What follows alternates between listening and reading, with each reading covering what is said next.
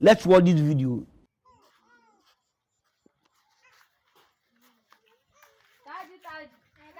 Báwo ni ìwà ọkọ mi yóò ga fún ọ? Ó lè ti skul dé mi. Mo ṣe fi skul dé mi. Kí ló tó wà lè bọ́ lọ skul ẹ̀? Mo nígbà tí mo sọ́jà ni. Ìyá rẹ̀ ń kọ́. Wọ́n ti lọ́jà. Wọ́n lọ sọ́jà. Ayọ̀ náà ni ó yí mi. Bó wá ni? Jọ, mo fẹ́ kó o ṣe nǹkan kan fún mi ni. Mo fẹ́ kó o ta gàyà agolo kan ṣúgà wàsó ẹ̀pà wàsó.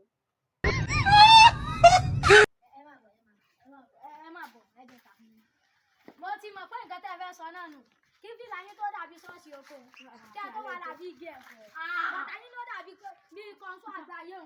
Lẹ́wọ́n sunkún bí ẹni tó wéèrè gbọ́mọ sọ.